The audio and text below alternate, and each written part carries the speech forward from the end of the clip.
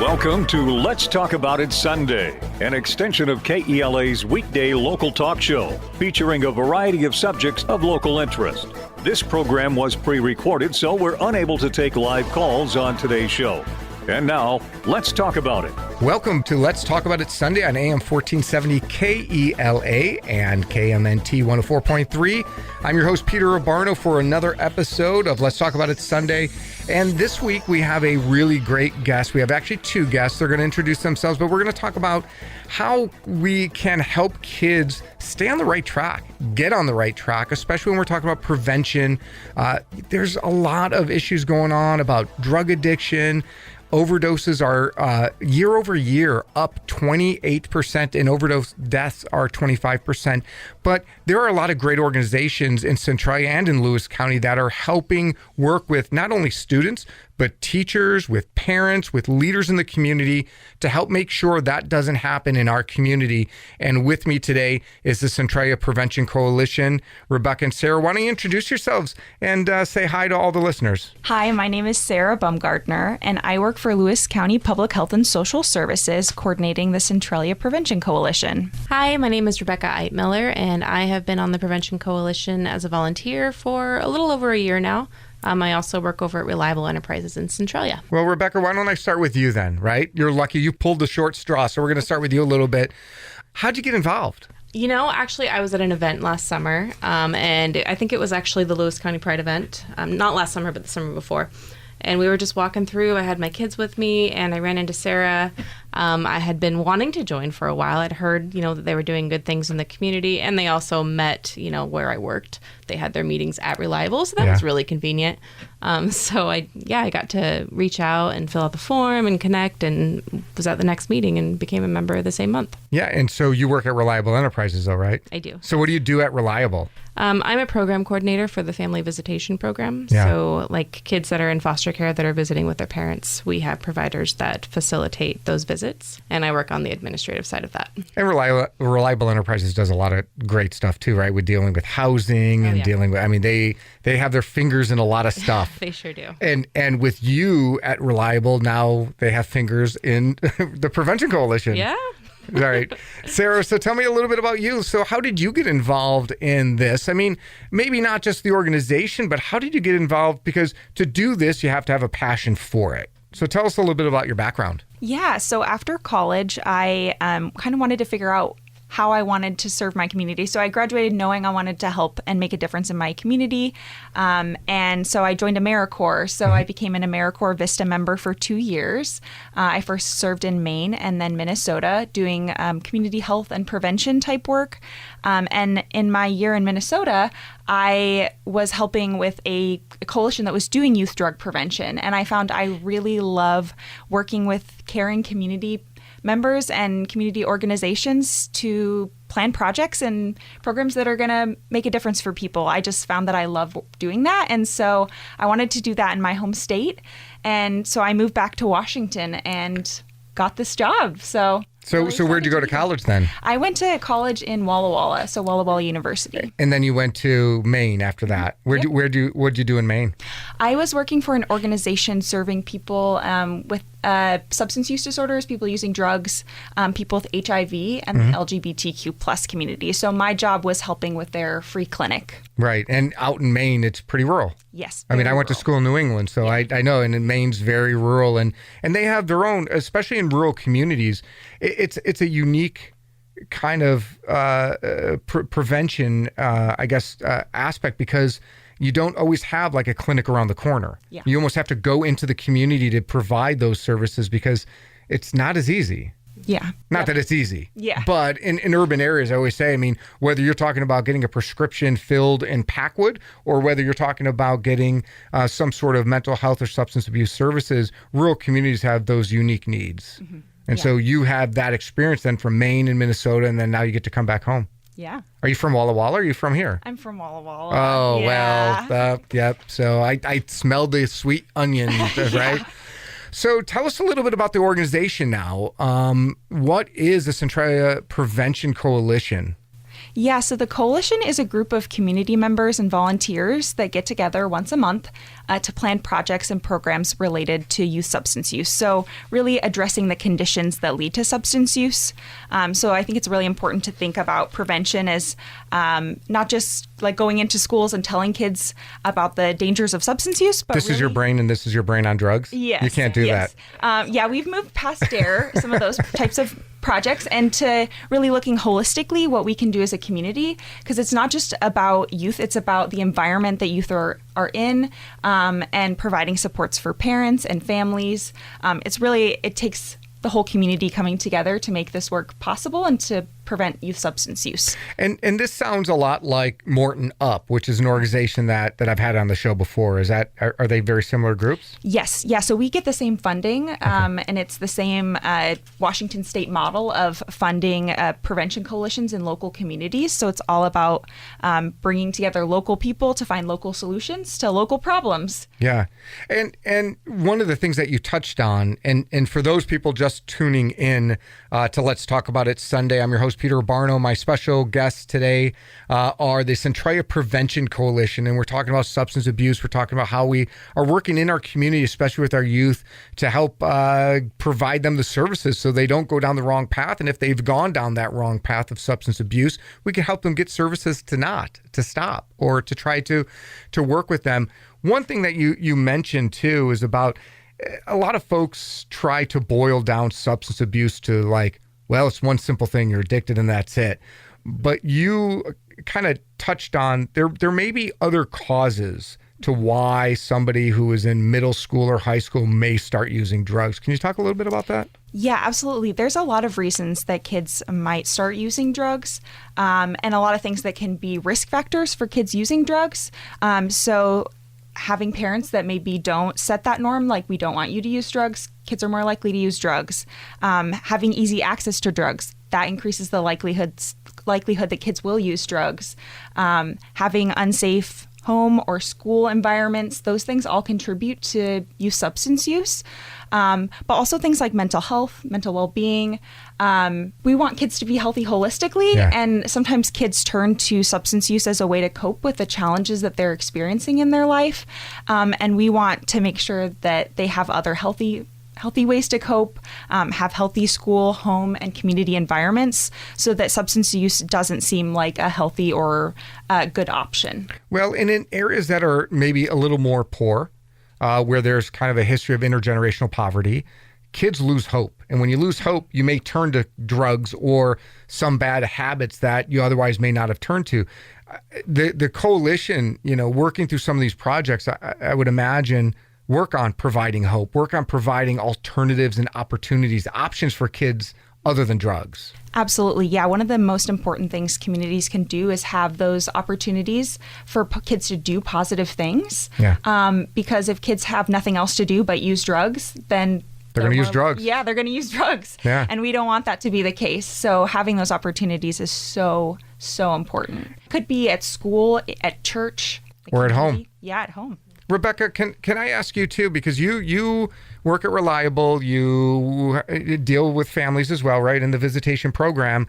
A lot of this also can stem from, probably unstable families, maybe families who have a history of drug or abuse or some mental health issues, and the kids just don't know how to cope with it. So this program seems to be a good fit kind of for someone like you who's in kind of both worlds now. Yeah. I mean, I think there's something to be said just about exposure to trauma in general that, makes it hard for kids to cope. Yeah. And so, we're not here to judge or say that these kids are bad because of what they're doing or because of what they've always, been taught. They don't know any different. Right. And so we want to kind of provide some hope and some tools and resources, education, not just to the kids, but also to the parents. Right. Yeah. And I think that's huge.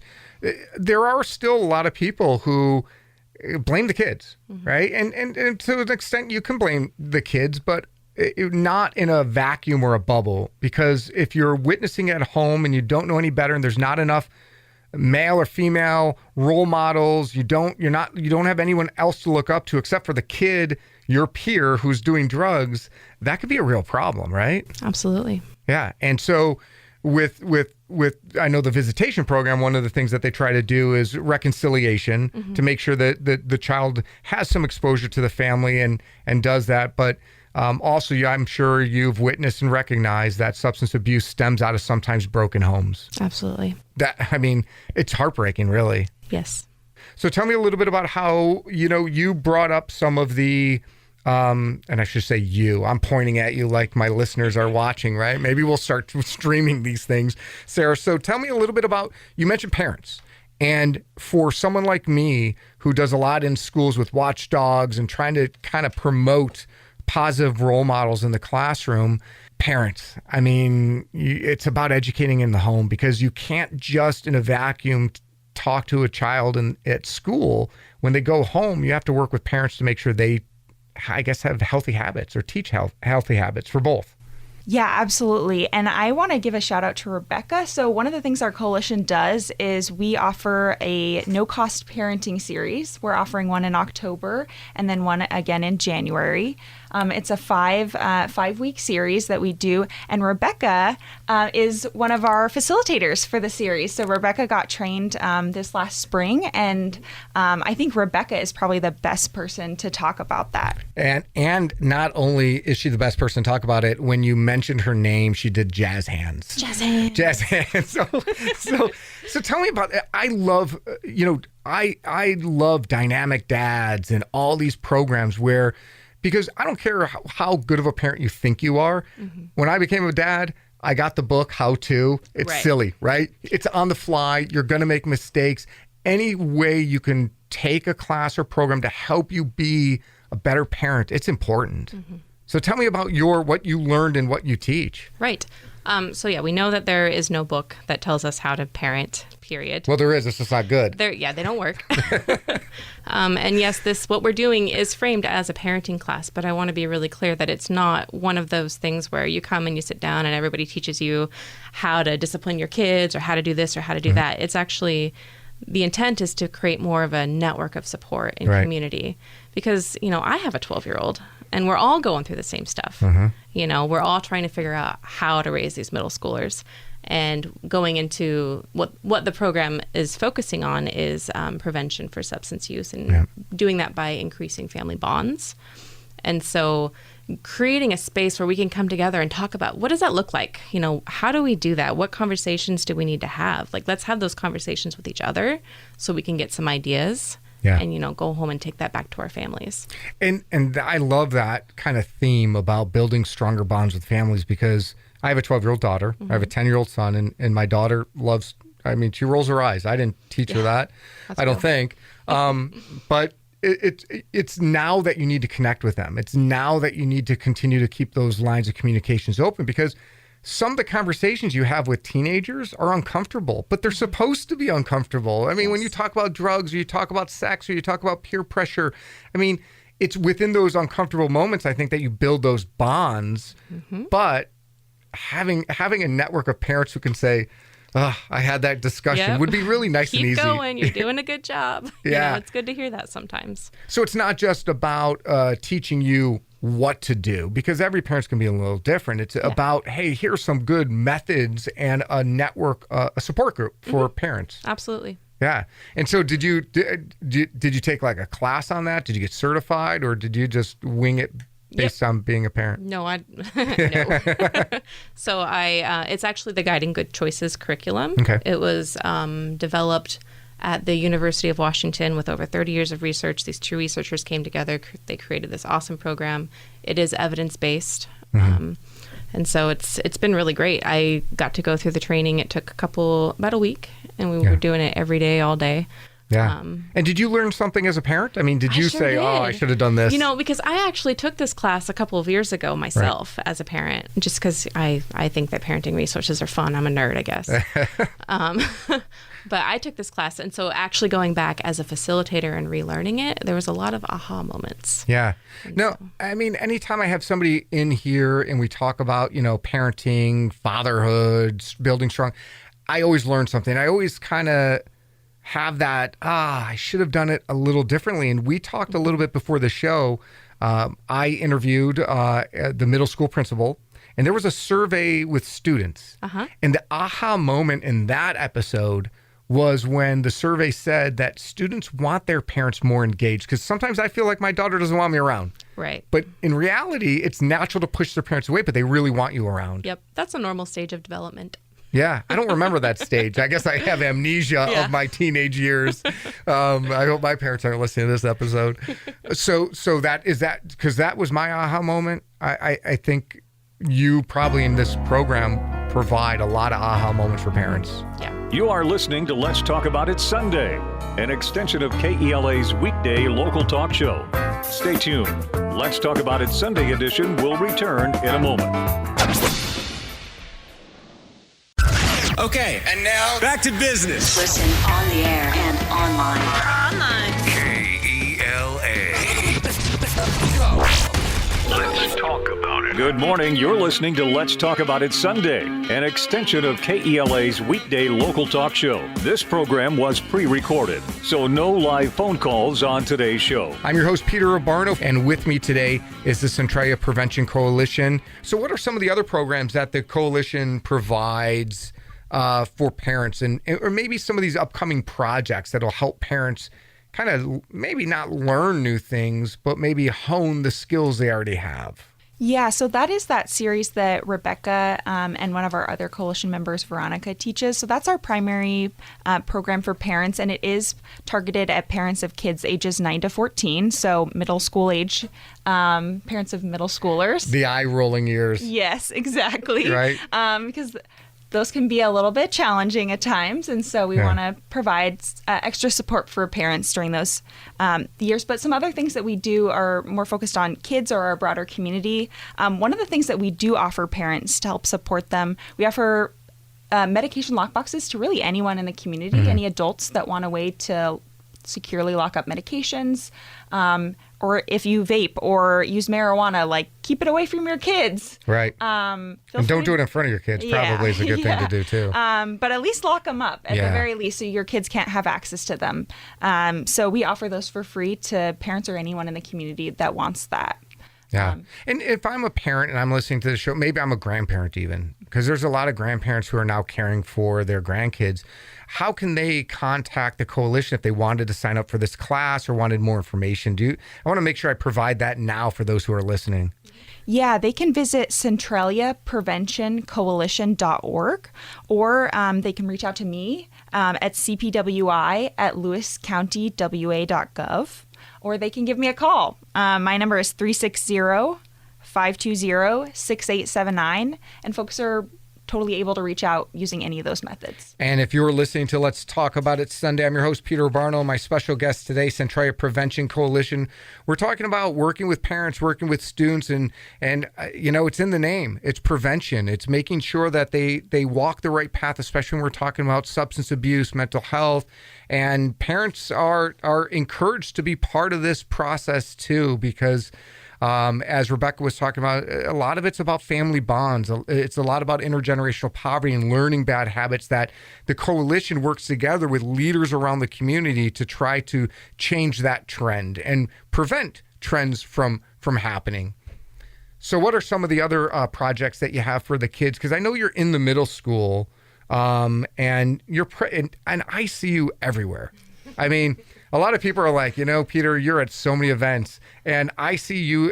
I saw you at the early learning event. I've seen you at the, which is a national night out in the park. I mean, almost every event you're there to provide resources and information about this. So tell us a little bit more about, how you're getting it out in the community and these projects that you're really advancing. Yeah, I mean, what I tell people is if you have an event in the community and it's a positive thing for kids and families, I will be there. So, I mean, that's my job, is to help spread resources and information. I mean, we do a lot of different things that I'm trying to get the word out about. I mean, the parenting preteen series that Rebecca facilitates.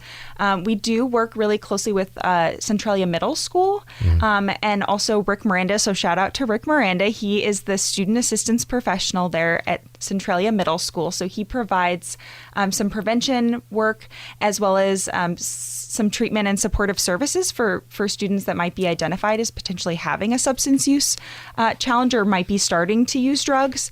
But he also does a prevention club there. So it's an after-school club that any student in the middle school can participate in, and they do a variety of activities. They've helped plan Red Ribbon Week. I think a couple years ago we had them write a public service announcement for us. We took them to the radio station. They got to record it, and then it ran on all the local stations, including this station. Yep. And the kids had so much fun. They had a blast. They also loved just getting out of school for like an hour or so. Very excited about that.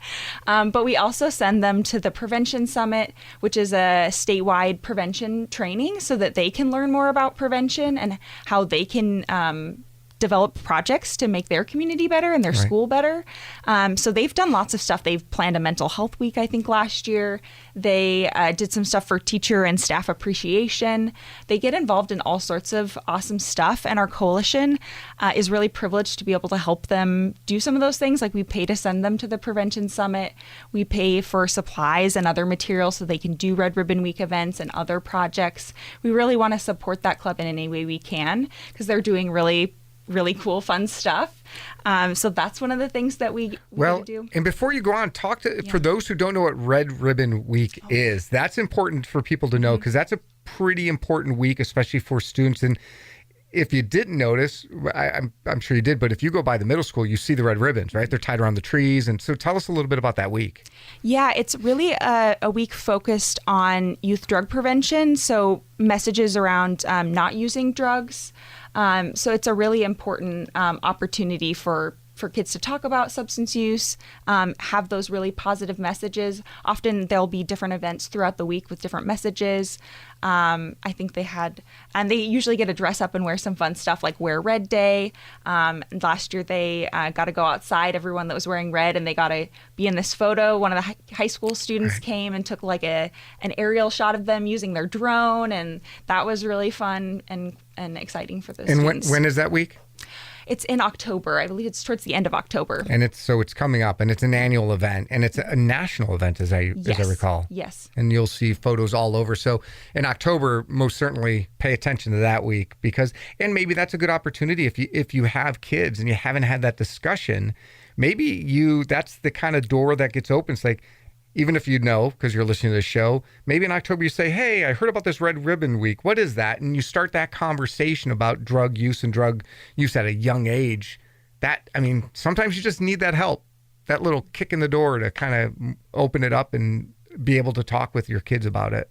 I know I talk to my kids about it, and it's at 10, sometimes I always feel a little bit too early, but boy, if you go on YouTube right now, even if they're not watching bad shows, the commercials are kind of almost celebrating drug use. And do you talk to do the kids say that to you? Do they talk about, the struggles with peer pressure and sometimes it looking cool?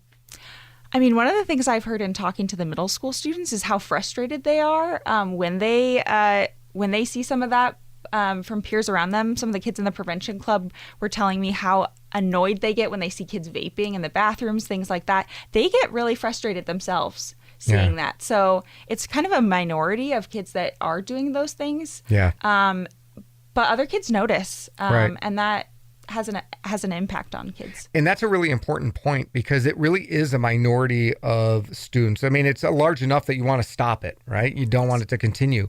But there are a lot of kids that get pressured by that loud minority who are using it to try to be cool. And my wife has taught in the middle school for years in Centralia. She says the same thing. There's a lot of vape use, maybe not as much with some of the state regulations regarding flavors and marketing, but it's still prevalent enough that it's out there, especially in bathrooms.